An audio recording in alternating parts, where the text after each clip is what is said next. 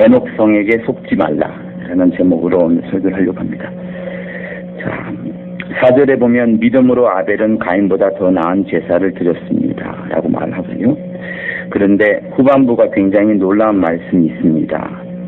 하나님이 아벨의 예물에 대하여 증거할 때에 저가 죽었으나 오히려 그 믿음으로서 말한다 이렇게 말을 합니다. 아벨이 예배를 드릴 때에 그의 예배는 그의 제물 드린 것은 제물만 죽은 것이 아니고 아벨조차도 죽으면서 하나님 앞에 아벨과 함께 그의 제물이 연락되었다라고 성경은 말을 합니다. 자, 여러분들은 죽음을 어떻게 생각을 하는지요? 우리가 읽었던 4절의 말씀만 아니라 또 5절에 보면은 믿음으로 에녹은 죽음을 보지 않고 옮겼다 이렇게 말합니다. 자, 두 번째 등장하는 에녹은 죽음을 보지 않았어요. 죽음을 맛보지 않고 하늘로 올라간 사람이 이제 에녹이죠. 그리고 또 한 명 더 보면 7절에 보면 믿음으로 노아는 아직 보지 못한 일에 경고하심을 받아 이렇게 하면서 그가 방주를 지은 것을 여러분 기억을 할 겁니다. 자, 세 사람이 등장을 해요. 아벨, 에녹, 노아 이렇게 세 명이 등장합니다. 셋 다의 공통점이 있어요. 그게 뭔가 하면 죽음에 대해서 심상치 않게 생각을 했던 사람입니다.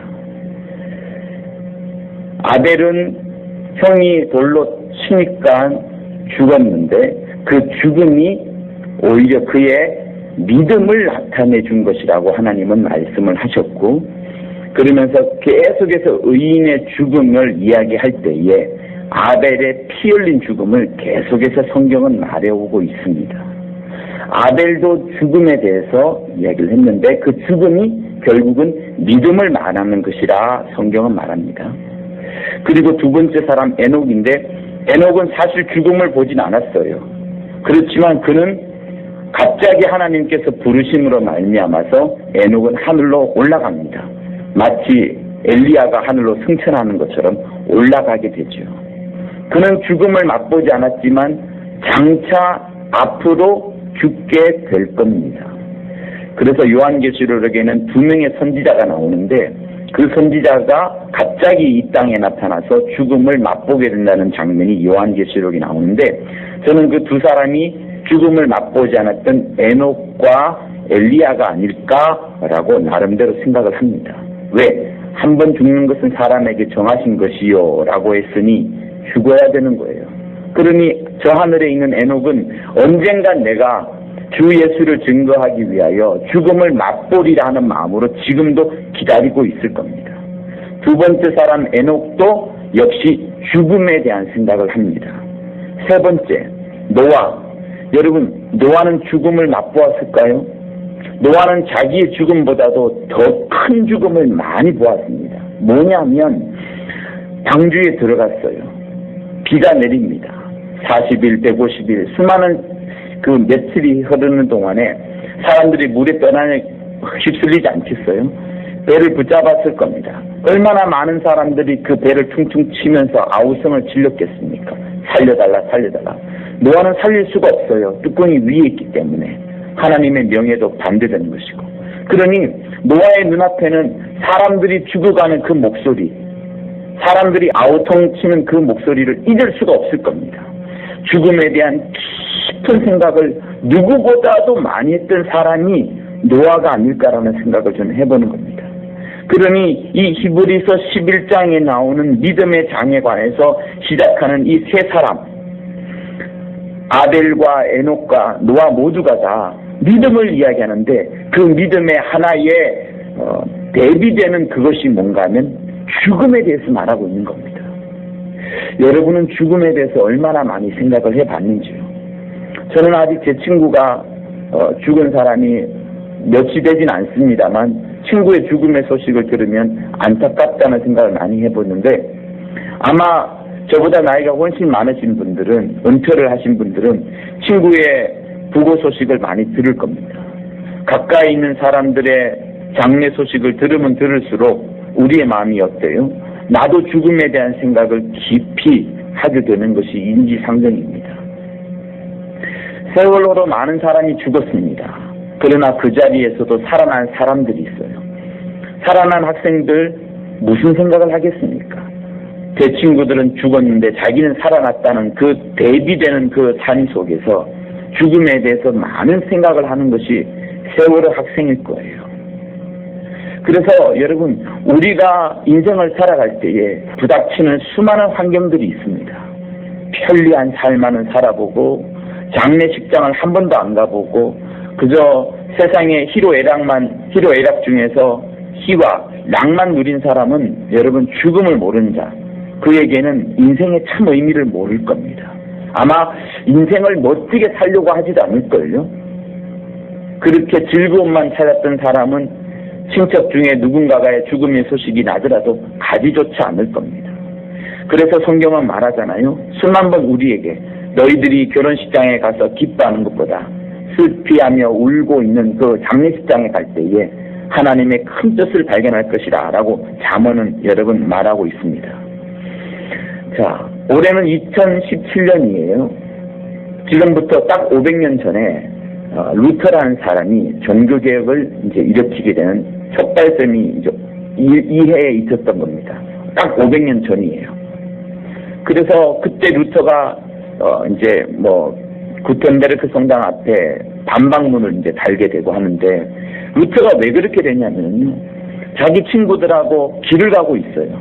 마치 다메섹 도상의 그 바울처럼. 그런데 천둥이 빵 치는 거예요. 천둥이 자기 앞에 꽝 쳤는데 주위에 있는 동물들하고 말하고 다 죽었습니다. 자기가 타고 있던 말도 죽었어요. 주위에 있는 사람 다 죽었습니다. 그런데 루터만 살아난 거예요. 그때 루터는 충격을 받은 겁니다. 아, 왜 하나님이 나를 살려두셨나?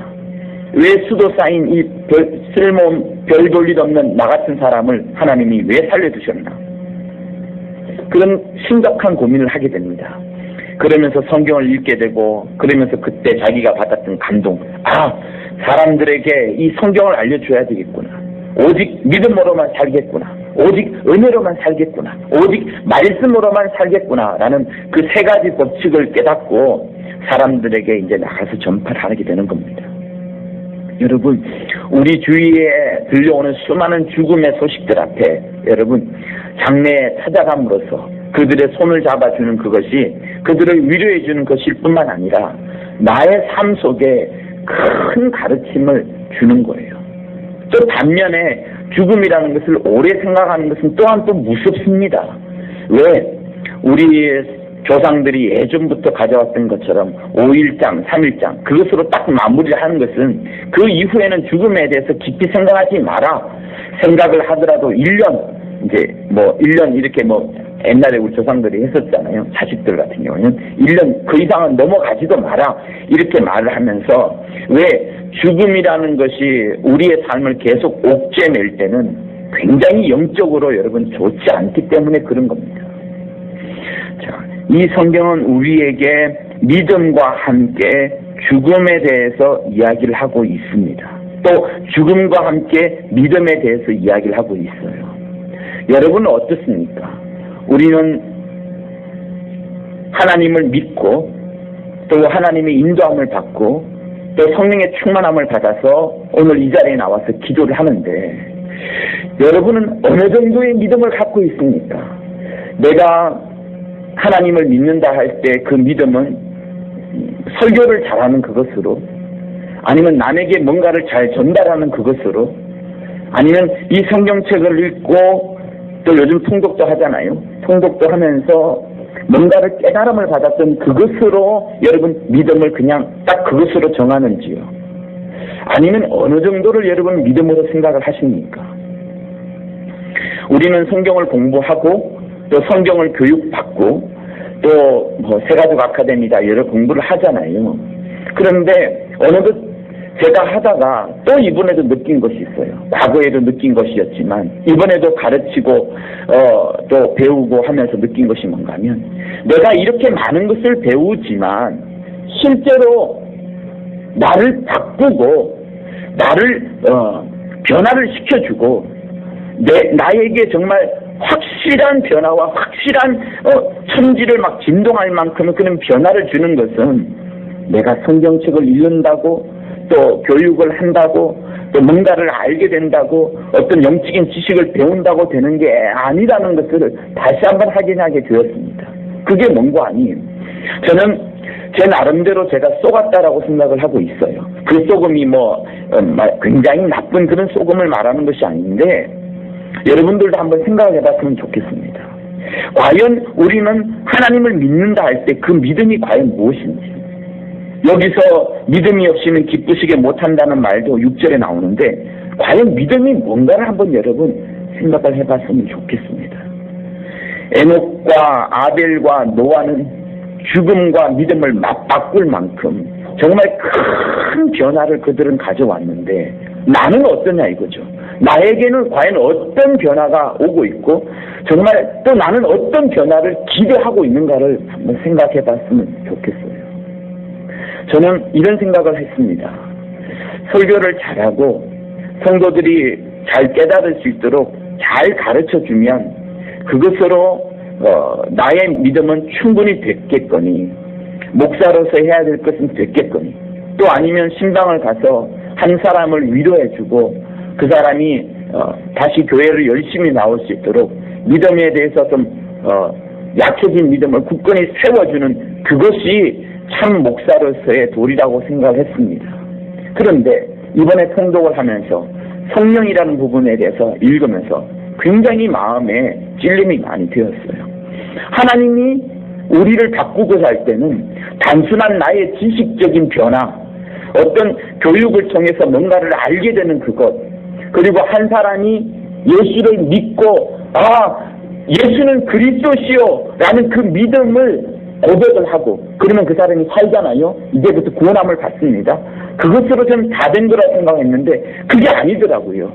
하나님이 우리에게 원했던 것은 무엇이냐, 예수가 그리스도라는 것을 알아야 되는 것뿐만이 아니라, 잘 들어보세요, 나의 모든 삶에 완전한 변화가 일어나는 그 수준까지 가는 것이 진정한 믿음이더라고요. 성령을 우리에게 왜 보내어 주셨습니까? 성령이 우리 안에 오셔서 가르쳐 주는 것은 예수가 구세주라는 것을 가르쳐 줍니다. 예수가 예수가 나를 살려주시는 구원자라는 것을 정말로 가르쳐 줍니다. 그래서 가장 힘들 때 주님을 붙드는 그것이 맞습니다. 그래서 어떠한 이 세상의 높음이나 깊음이나 적신이나 칼이나 어떠한 것이라도 우리를 하나님의 사랑에서 끊을 수 없다는 것은 맞는 거예요. 그런데 성령이 역사하시는 것은 그것에만 국한되는 게 아니더라고요. 나의 모든 것을 바꾸더라고요. 내가 설교만 잘해야 되는 것이 아니라, 내가 신방만 가서 그 사람을 예수 믿게끔만 해야 되는 것이 아니라, 성령이 내 안에서 주인 되고 나의 모든 것을 바꾸시더라고요. 나의 인품, 나의 말, 나의 장난스러운 말, 나의 재치, 나의 지혜, 이런 것들도 하나님이 온전하게 쓰시지 않으면 악한 것이 되더라고요. 여러분, 저는 여러분들에게 아직까지 농담을 많이 하진 않습니다. 그런데 사무실에서는 농담을 많이 해요. 제 나름대로는 농담이 어떤 분위기를, 썰렁한 분위기를 깨뜨리는 그런 하나의 도구가 되기 때문에 농담을 많이 합니다. 그 농담이라고 해서 음담 패스하거나 그러진 않아요. 재치 있는 말을 합니다. 그런데 어느덧 저는 그 농담이, 또 농담 섞인 어떤 행동들이 결코 믿음에 도움이 안 된다는 생각을 많이 가져왔습니다. 그래서 동부 올 때 기도 제목 중에 한 가지가 그거였어요. 성도들에게 너무 많은 농담을 하지 말자, 그거였습니다. 그래서 많이 농담을 하지 않는 편인데요, 제게 이런 마음을 주신 것은 성령이 제게 주신 마음이에요.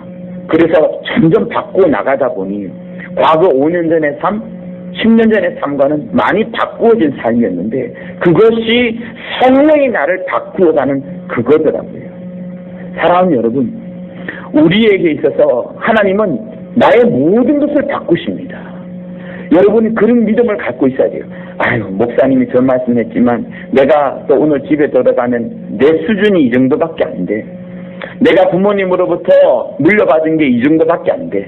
나는 공부를 초등학교밖에 못 나와서 나는 돈이 이것밖에 안 돼. 그러니까 해봐야 안 될 거야. 작년에도 해봤잖아. 작년에도 뭘 이거 해봤잖아. 안 되더라. 여러분, 이 마음은요 철저하게 우리의 것이 아닙니다. 하나님은 성령을 통하여 우리의 모든 것을 바꾸어 주십니다. 주께서 우리를 구세주로 우리에게 알게끔 하신 이후에 무엇을 보내주셨느냐? 성령을 보내주셨어요. 성령을 보내주신 다음에 우리의 모든 것을 바꾸고자 하시는 것이 성령이 우리 안에서 하시고자 하는 일인 겁니다. 성령은 우리 안에서 나를 통하여 방언을 말하게끔 하고, 그래서 예언을 하게끔 하고 방언 통변을 하는 그 정도 수준의 어떤 사역의 도구가 아닙니다. 성령은요 내 안에서 나의 주인이 되고 나의 모든 것을 바꾸시고 나의 행동과 내 말과 내 생각과 내 모든 계획까지도 완전히 바꾸어가는 그런 분인데, 내 스스로가 나를 제한하고 있더라고요. 내 스스로가 성도들에게 설교 잘하고 신방 잘해주고 그들을 위로해주면 끝나는 것으로 생각을 했지, 그들을 완전히 바꾸는, 그들에게 성령을 가르쳐주고 성령의 충만함을 받게끔 해서 그들 스스로를 완전히 바꾸도록 해주는 부분까지는 내가 터치하지 않고 있다는 것을 깨닫게 되면서 굉장한 회개를 했습니다. 사랑하는 여러분, 주님은 우리에게 아벨과 에녹과 이 노아처럼 우리의 믿음 앞에서 죽음을 다 던지더라도, 아니면 죽음을 보면서라도 내 믿음이 그저 주님을 나의 구세주로만 믿는 그 정도 수준이 아니라 내 온 것을 완전히 바꾸는 그 정도까지의 전인격적인 변화, 강력한 변화를 주님은 원하시고 계시는 거예요. 그래서 빌립보서에는 그렇게 말을 합니다. 너희 안에 하나님께서 기쁘신 소원을 준 다음에 너희로 하여금 하나님의 일을 행하게 하시느니라. 주 예수께서 이 땅에 오실 때 그때까지 하나님께서 너희를 바꾸고 너희 안에서 이루어 나가고 너희 안에서 너희 스스로를 만들어가는 것이 하나님이시라 이렇게 말씀합니다. 자, 그런데 제가 왜 이렇게 에녹성에게 속지 말라라는 말을 했느냐 하면, 에녹성은 창세기 4장에 17절에 보면 아내와 동침하니, 가인이 아내와 동침하는 거예요. 그가 잉태하여 에녹을 낳은지라. 가인이 성을 쌓고 그 아들의 이름으로 성을 이름하여 에녹이라 하였더라. 이렇게 하고 이제 끝이 납니다. 에녹성을 쌓은 거예요. 최초의 성이 이 성경책에 기록된 부분이 4장 17절입니다. 이 17절에서 시작한 것이 여러분 그것으로 끝나지 않고요. 계속해서 이 성은 커지고 강력하여지고 막강해집니다. 그러다가 6장에 네피림이 나오고 하나님의 아들들과 사람의 딸들이 결혼하는 그 부분까지 흘러가는데, 그 사람의 딸들이 어디에서 시작하느냐? 가인의 자손, 여기에서과 관련이 없지 않아 있습니다. 그리고 이게 어디까지 흘러가냐 하면 창세기 11장에 바벨탑을 쌓는 그 부분까지 흘러가는 거예요. 우리의 이름을 온 지면에 흩트리자. 그리고 우리 흩어지지 말자. 하나님의 성까지 다 보자. 이렇게까지 흘러가는 그 최초의 장면이 에녹성에서부터 시작을 합니다. 에녹이 왜 성을 지었냐면, 에녹성에게 속지 말자 했는데 에녹이 왜 성을 지었냐 하면요, 에녹은 불안했던 거예요. 하나님이 에녹을 미워합니다. 왜? 아벨 때문에. 가인 스스로가 무서웠던 거예요. 그래서 가인 스스로가 무서워 막 도망을 가다 보니 하나님께서 가인을 불쌍히 여긴 거예요. 아담의 첫째 아들이니까 그에게 증표를 줍니다. 누구든지 너를 해하고자 하면 7배나 너희를 해야 할 만큼 딱 증표를 줘요. 그래서 누구든지 가인을 해하지 못할도록 증표를 줍니다. 그런데도 가인은 하나님을 믿지를 못하는 거예요. 하나님을 믿지 못하니 어떻게 했느냐? 자기만의 성을 쌓은 것이 에녹성이에요. 이 에녹성은 잘 나갑니다. 성을 쌓고 쌓다 보니 자기만의 테두리 속에 계속 갇혀 있고 하나님과는 점점 멀어지는데 자기 후손들도 하나님을 못 만나게 되도록 만들어 본 것이 에녹성인 거예요. 여러분 도대체 세상에서 무엇을 의지합니까? 여러분 혹시 내가 불안해서 하나님만으로는 만족할 수 없기 때문에 하나님께서 내 모든 것을 책임져 주신다 했고 하나님께서 내 모든 일거수일투족을 낱낱이 보면서 나를 완전히 보호하신다라고 하셨음에도 불구하고 우리는 하나님을 의지하지 못해서 여러분들만의 에녹성을 쌓고 있는 것은 아니지요. 여러분이 공부를 열심히 합니다. 공부해야 됩니다. 여러분이 사업을 열심히 합니다. 사업해야 됩니다. 여러분들이 나름대로 뭔가를 열심히 합니다. 해야 됩니다. 건강을 챙겨야 됩니다. 그러나 그 건강을 챙기고 돈을 모으고 지혜를 추구하고 명예를 쌓아가는 그것이 이 성경책 4장 17절에 나오는 것처럼 가인의 성을 쌓아가는 것, 그러면서 하나님과 오히려 멀어지는 그런 도구가 되는 것이라면 여러분 우리는 썩고 있는 거예요. 정말로 썩고 있는 겁니다. 하나님은 우리에게 무엇을 원하시느냐 하면요, 예수의 보혈로 말미암아서 구원함을 받은 이후에 하나님의 어린 양을 죽인 다음에 그 어린 양의 피를 가진 다음에 이제는 성령이 임하시고 성령을 통하여서 더 하나님의 사람으로, 더 하나님의 일꾼으로, 더 하나님의 자녀로 하나님의 힘을 입어서 바꾸어 나가기를 원하는데 우리는 하나님의 힘으로 바꾸어 나가는 것이 아니라 또 다른 에녹성을 쌓고 있다 그러면 나의 지혜와 나의 물질과 나의 부유함과 나의 명예로, 나의 명성으로 하나님의 반대되는 에녹성을 쌓고 있다 그러면 그거는 굉장히 썩고 있는 겁니다. 그래서 여러분 이 밤에 저는 여러분들이 기도하기를 바라요. 성령의 충만함을 힘입어서 에녹에게 속지 말고 에녹성에게 속지 말고 성령의 충만함을 힘입어서 성령이 여러분을 바꾸어 갈 수 있도록 여러분 해야 되는 겁니다. 내가 아무리 여러분 스쿨을 하고 내래 아카데미를 하더라도 성령으로 인하여서 내가 바뀌어지지 않으면 그저 지식만 쌓을 뿐입니다. 그런 삶은요 여전히 내가 주인된 삶이지 주님이 주인된 삶이 아닌 거예요. 보세요. 침례 요한이 예수를 봅니다. 침례 요한이 예수를 봤는데 그는 이 세상 사람들이 보지 못하는 놀라운 영감으로 환상을 봤어요. 그게 뭐냐? 예수를 보니까 하나님의 어린 양이다. 그래서 유대인들에게 하나님의 어린 양이다, 어린 양이다. 사람들은 몰랐죠. 왜 침례 요한이 어린 양이라 하는지. 가만히 생각해보니 우리 어린 양 하면 첫 번째 생각났던 것들이 성막에 들어가서 어린 양을 불태우고 그러면서 죄사함을 받는 그 죄사함의 상징으로 어린 양을 말했구나 라고 생각을 하게 되고 사람들이 예수를 구세주로 믿기자 하는 겁니다. 왜? 어린 양의 피가 내게 있어야 되겠구나. 어린 양의 피가 내 안에 있어야 되겠구나. 예수가 구세주시구나. 주는 그리스도이시요 살아계신 하나님의 아들입니다. 라는 고백을 베드로가 마침내 하게 되는 겁니다. 침례 요한이 가르쳐 주지 않았더라면 베드로와 예수의 제자들은 깨닫지 못했을 수도 있는 거예요. 자, 마침내 그들이 예수가 구세주인 줄 깨달았습니다. 이제 그들 모두가 다 이제 죽었더라도 구원함을 받게 되는 거예요. 그러나 그들이 모르는 것 한 가지가 있습니다. 그건 뭔가 하면 주님이 가르쳐 주시는 거예요. 내가 부활할 것이다. 부활하면 성령을 보내줄 것이다. 성령을 보내주면 너희들도 가야 된다. 너희들이 간 다음에 너희들도 가서 제사함의 용서함을 구해야 된다. 너희도 성령을 받아야 된다. 이 말씀을 하시는 거예요. 곧 주님이 너희들이 구세주인 예수가 구세주라는 것에 끝나지 말고 주인된 주님, 주인된 하나님, 너의 삶에 완벽하게 너희를 모든 것을 바꾸어가는 그 주님을 의지하는데 그것이 성령으로 말미암아서 가능한 것이니 너희는 성령으로 너희 자신을 바꾸라. 성령으로 너희 삶을 바꾸라. 성령으로 에녹성을 쌓지 말고 성령으로 너희 모든 환경과 너희 모든 마음을 바꾸라 하는 이것을 가르쳐 주시는 거예요. 저는 나의 약점만을 바꾸면 되는 줄 알았습니다.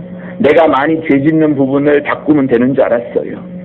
그런데 그게 아니더라고요.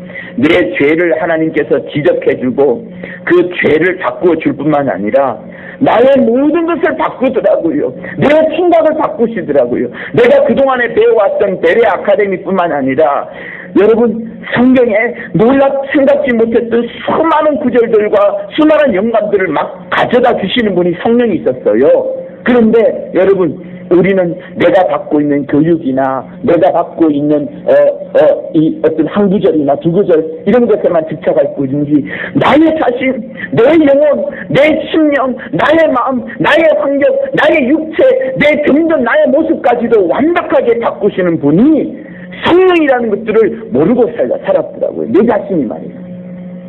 그래서 이 시간에 여러분들에게 말해주는 겁니다. 우리의 노력인 에녹성에 속지 맙시다. 나는 안 돼. 나는 이것밖에 안 되더라.